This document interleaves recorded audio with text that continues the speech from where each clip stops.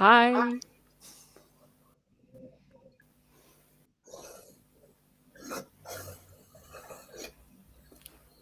Hi, and welcome to the Made Live Editors Pick. This is a new event format launched by Made in Group and the second Yorkshire instalment event, and I'm today's guest editor. I'm the owners of the Paz Group. We're a PR and digital agency based here in Yorkshire, and we're also a Yorkshire patron. We're all about helping people find and tell the stories in their businesses so they get the recognition and success they deserve. So this event's right up my street.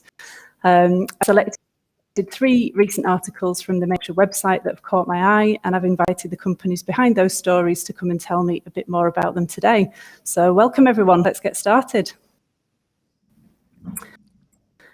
First of all, working in PR, as you might, I love a good story, and especially a good story. So first up, I'd like to ask Ian Thurley, who is the Chief Executive at Siddall and Hilton Products, about the company's recent £2 million investment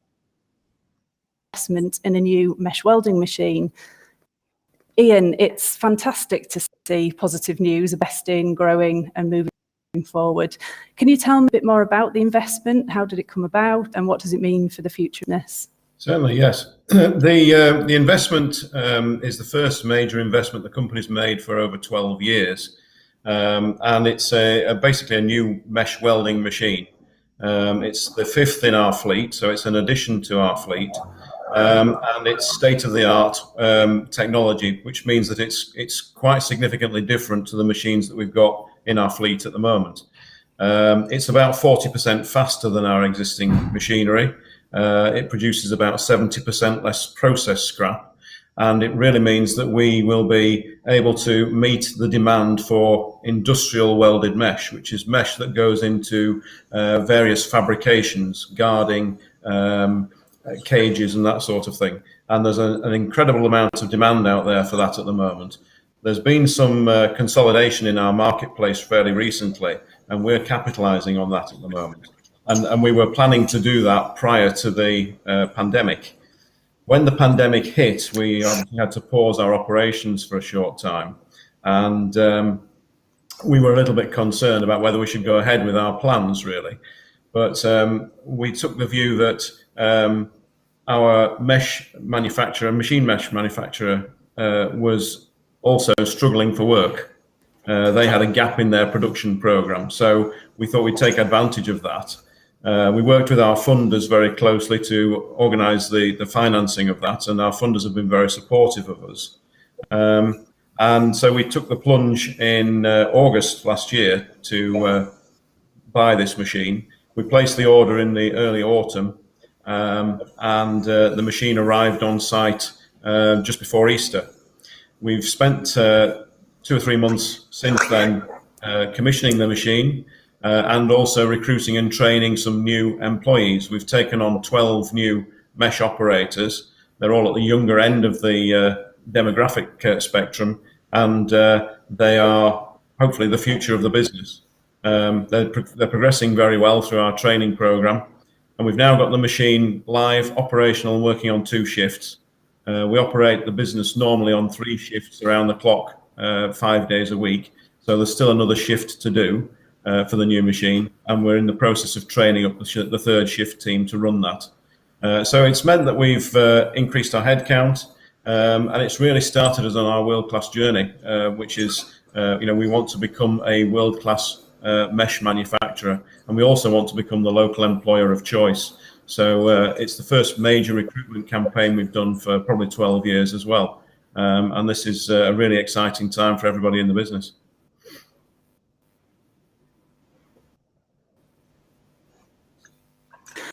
I read in the article that the new machine came from Austria. How straightforward was that process? It was very straightforward, in fact. EVG, based in Austria, are our long-term partners as far as our machinery is concerned, that we have a relationship going back over 30 years. So they know us very well, they know our business very well, and they know the kind of machines that we operate. In fact, they can see our machines remotely and can dial into them. So, as I say, we identified that they had a gap in their production schedule, and they put the machine together probably from sort of November time onwards last year, and delivered it to us in April. We had no issues in terms of obtaining parts or supplies. They were very efficient with their manufacturing process, and in fact, they delivered it 2 weeks ahead of schedule. They also supplied us with an engineer who came and camped with us from the beginning of April till pretty much the beginning of July. He's been with us pretty much constantly since then. Although an Austrian-born engineer and based there, he spent a lot of time in the UK, which must have been fun being locked down in his hotel room for a short time, certainly in the early period of his time with us. But it's worked very well. He's worked with our engineering team. We have our own on-site engineering team, and between them, they've installed the machine and got it running. So it's been very, very smooth, despite the pandemic and the travel issues that we've experienced with the engineer, regarding testing and that sort of thing. So it's been really good. Brilliant. And based on your experience, I mean, I can imagine it would have been a huge project anyway, but even bigger given the pandemic. Based on your experience, is there any advice you'd give to a business that's considering a capital investment at the moment? Well, I would suggest that now is the best time for a capital investment. If you've got the funding and the availability to do it, you should do it, because I'm an accountant by profession, and I've always believed that companies should invest in a downturn if they're able to, because that means that they are then firing on all cylinders when the economy eventually recovers, as it always does. It's just the timing that's a little bit uncertain. So if you're in a position to be able to invest during a downturn, you will be able to capitalize on the growth when the economy begins to open up and recover. And that was certainly what the conclusion we came to, that now would be a great time to do it, because we do believe that demand in our sector, although it's buoyant, it's still a little bit depressed compared to where it should be when the world is back to some level of normality economically.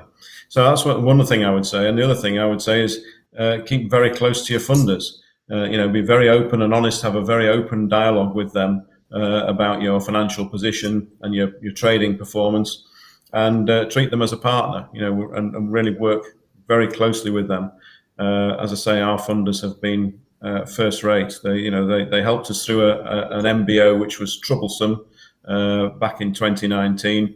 6 months later, they helped us through a pandemic, and then also helped us with the funding of the new machine. So all down to the fact we've got a great relationship with them.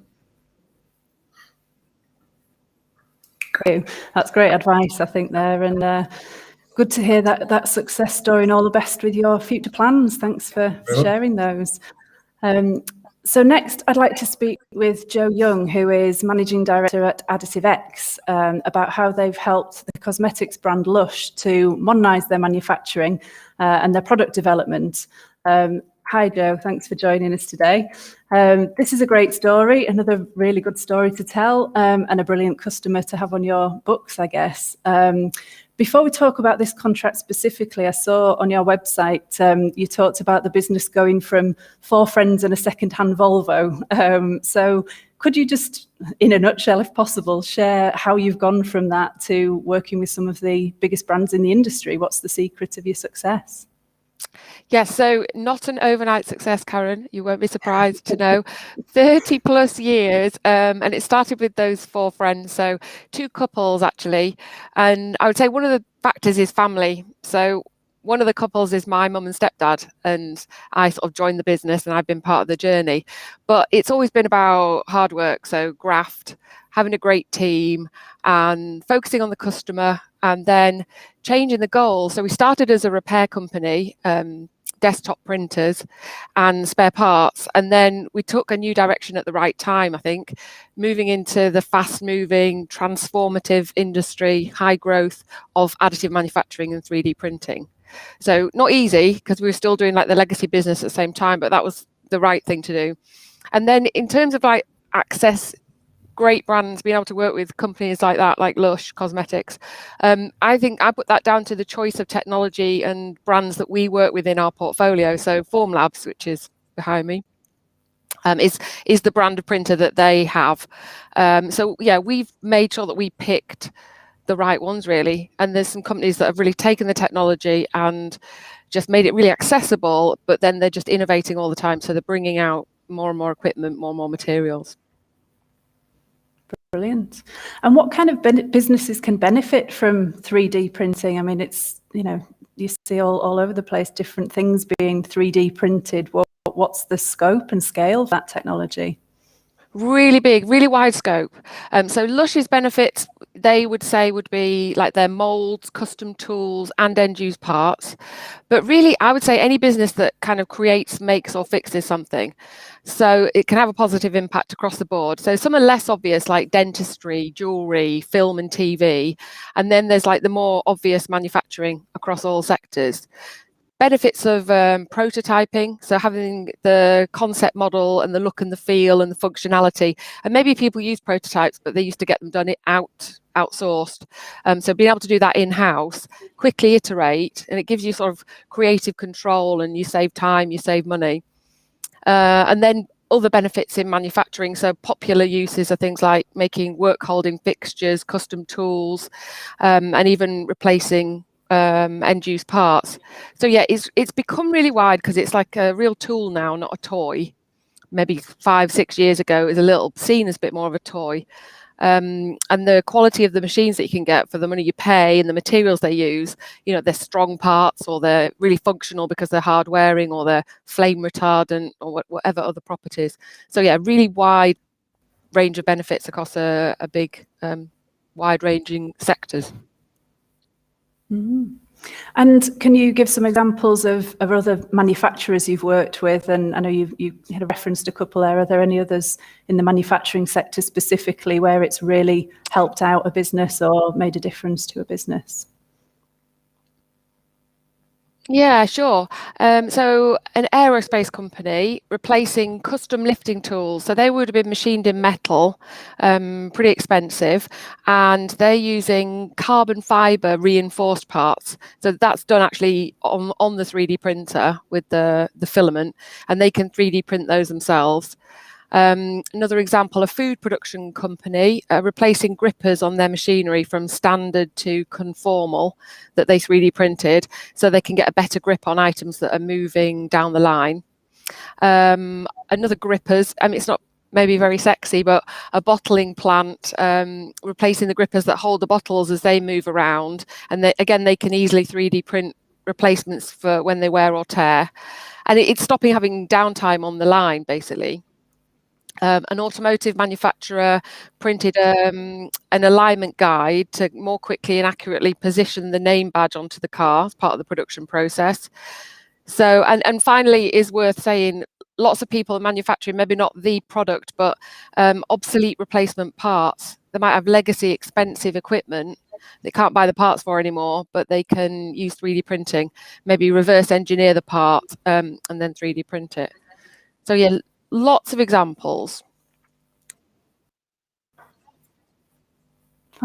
Fantastic, fascinating stuff, and more to come, I'm sure. Thank you for joining us today and sharing some of those with us. So moving on, I'd like to speak with Alina Jar, who's director of the Catax Group. They're another Made in Group patron, like ourselves, and they posted an article recently about joining the group and how they can help manufacturers claim tax relief. So, Cully, thanks for joining us today. From what I know about R&D tax relief claims, I often hear that businesses don't, what they're doing is classed as innovation. So how easy is it for manufacturers to find out whether they could be eligible to make a claim? Yeah, firstly, thanks for having me, and very good to kick off. I think it's a very, very strong question. Whilst innovation always leads to R&D, Cully, are you there? You lost me? Oh, sorry. Can you hear me now? Apologies, it's probably the reception. Can you hear me now, Karen? Yep, got you. Brilliant. Yeah, sorry about that. It's not my internet, it's a public place. Yeah, first, it's a very good question, Karen. And what I'd like to say is, whilst innovation nearly always happens and leads to R&D, the important thing is when we measure it to the legislation of HMRC is there has to be an advancement either in science or technology. It's not, as people say, it's not just men in white coats. As long as you can demonstrate the technical challenges and head scratching moments, which I feel is most crucial. So projects that clients undertake that I speak to on a regular basis, where they've undertaken projects retrospective over the last 2 years that involve uncertainties, head scratching moments, and more importantly, the non-standard approach. Why do we do it in a standard way when we can maybe look at doing it in a bit more of a clever, innovative way that involves non-standard head scratching moments? Because they're the types of things that myself and my team at Catax will then look for, compile a report, and kind of put an argument to HMRC to say, this is what the industry standard is, but these are the things the Made in the Midlands members, Made in Yorkshire members are doing to advance that knowledge in the sector. So head scratching moments is what it's all about, not just your men in white coats, and it's just looking at that advancement in science or technology, but we're there to identify that and to kind of make the story and give you the guidance. As I said, with any manufacturer, especially the members within the group, we're always more than happy to have a free chat to kind of say, well, what are you currently doing at the moment?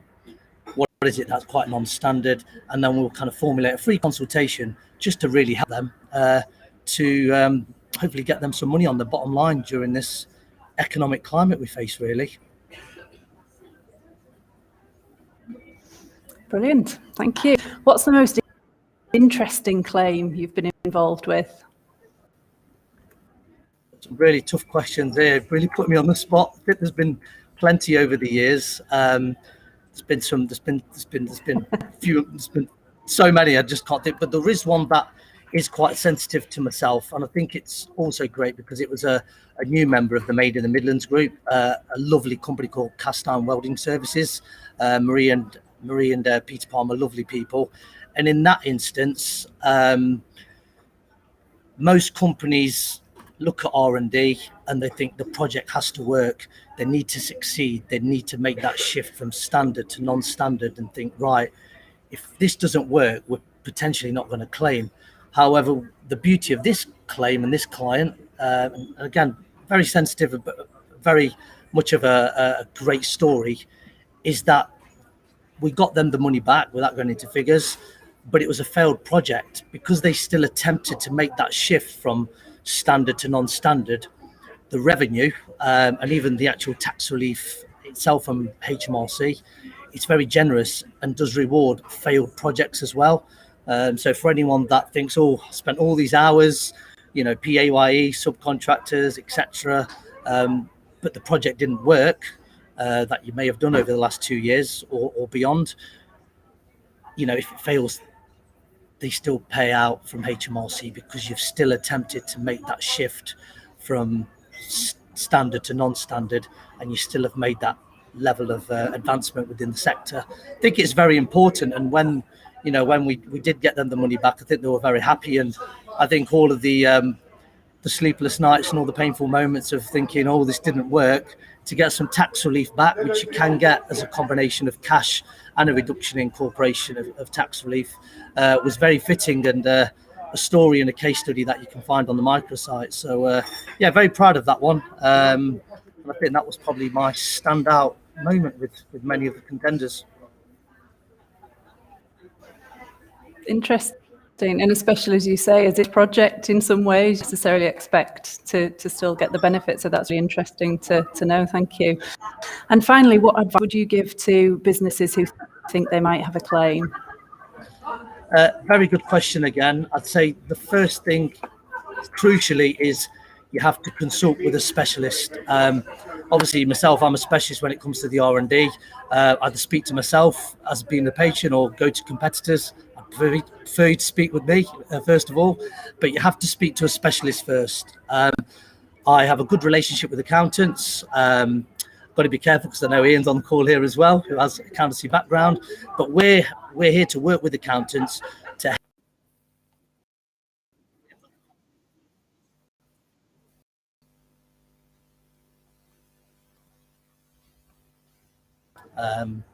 Apologies, I've lost you there, but I'll just rewind. If you are, in this industry, if you are, you do have a heart problem, you go and see the heart specialist. I've lost him. Am I back now?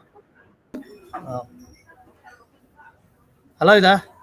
Oh, you're back. You're back. You were just talking to accountants, and then you disappeared. I tell you what we do need. We do need some research and development on the Wi-Fi here. There's got to be some advancement that can do with the bandwidth. So apologies for losing you. It's not my fault. It's out of my control. I will try and see if there's anything involved in the software or the Wi-Fi for R&D.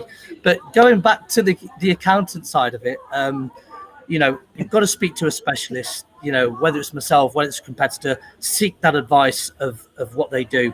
I work closely with the accountants to help their clients optimize their tax relief. We also represent the client should there be an investigation. I like to think, with the offering and value I bring to the table, it's giving the accountants peace of mind knowing that the clients are being, with a trusted specialist with tax relief services. Should there be any inquiries, CAD-Tax will fully represent for all of that. We also have around 18 report writers, so 18 senior technical consultants within the company, and that could be of automotive, aviation, manufacturing, of course, food manufacturing. And the crucial bit for this is there's a level of detail you have to demonstrate to HMRC in terms of the way you write the reports. And there's been times where we've asked the right questions to the clients of, what was the aim of the project? Why did you do it? What was available to you at the time? With the help of these senior technical consultants, you could have all the costings in the world, whether it's a 5 million, 25, 35 million turnover company, but without the narrative, without the project, the costings don't mean anything. With the team that we have of the senior technical consultants, they write compelling reports that reduce the risk of being investigated because of the level of detail, the right questions being asked. And then when HMRC look at that, they think, yeah, ticks all the boxes. And that way, client gets paid quicker. And, more importantly, it's just adding value to the business. Keeping the client's time to a minimum is crucial as well. So when we are asking all the right questions, we don't get them to do all the work. We write the reports, but when you have all that knowledge and, clients are kind of saying, well, I don't think I qualify, don't do this. Suddenly, I've been in consultations all the time and, I've learned a lot from this. But when the senior technical consultants ask the right questions, all of a sudden, they've actually qualified themselves and said, oh, didn't actually think I was doing R&D, but now I look at it and you've measured it against the legislation. Oh, I look forward to you helping us get some money back. So in a nutshell, that's kind of what it's all about. For us to give that specialist advice, but also work with the accountants to maximise the tax relief for the actual clients itself. I hope that answers the question, and apologies for the bandwidth again.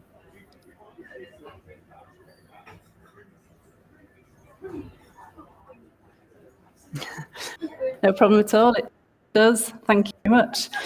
And unfortunately, that's all we've got time for. I could stay and chat for much longer with all three of you, show you how places to be and things. Thank you all for joining me. It's been really good speaking. Thank you to everybody who tuned in or has caught up afterwards on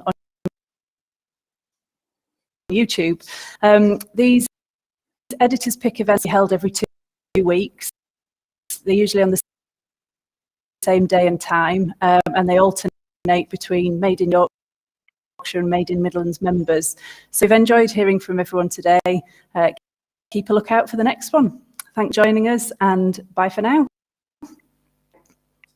Thank you.